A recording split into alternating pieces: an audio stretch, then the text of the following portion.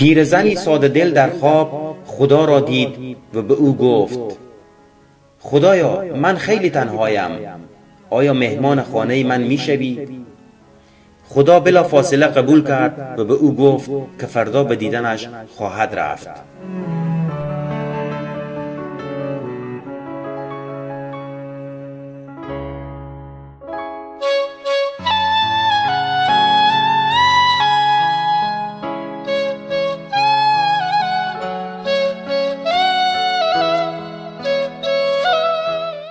پیرزن از خواب بیدار شد، با عجله شروع به جارو کردن خانه کرد.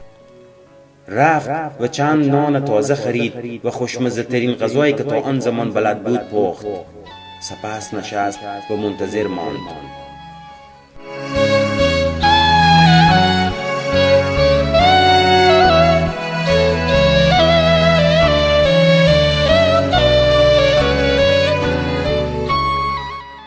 چند دقیقه بعد در خانه به صدا درآمد. پیرزن با عجله به طرف در رفت، آن را باز کرد. پشت در پیرمرد فقیری بود. پیرمرد فقیر از او خواست تا به او غذا بدهد. پیرزن با عصبانیت سر فقیر داد زد و در را بر رویش بست. نیم ساعت بعد بار دیگر در خانه به صدا درآمد. پیرزن این بار به این خیال که خدا به مهمانیش آمده در را دوباره باز کرد. این بار نیز کودکی که از سرما می‌لرزید پشت در بود. کودک از او خواست تا از سرما پناهش دهد. پیرزن این بار هم با ناراحتی در را بست و غرغر کنان به خانه‌اش برگشت.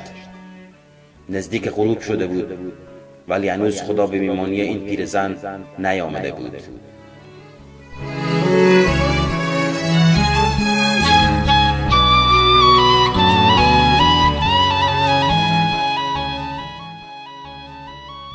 دوباره چیزی از غروب گذشته بود که بار دیگر در خانه پیرزن به صدا درآمد. این بار پیرزن نیز با شوق و هیجان رفت که در را باز کند تا شاهد آمدن خدا به مهمانیش باشد.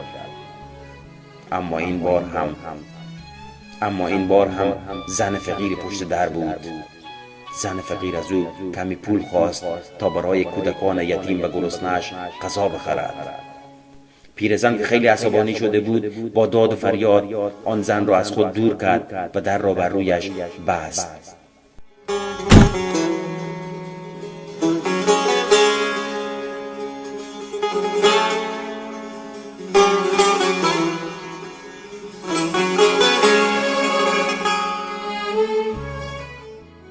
شب شد ولی خدا نیامد. پیرزن ناامید شد و رفت که بخوابد و در خواب بار دیگر خدا را دید. پیرزن با ناراحتی رو به خدا کرد و گفت: خدایا، مگر تو قول نداده بودی که امروز به مهمانی من خواهی آمد؟ خدا جواب داد: بله، من 3 بار پشت در خانه‌ات آمدم و تو هر 3 بار در را بر رویم بستی.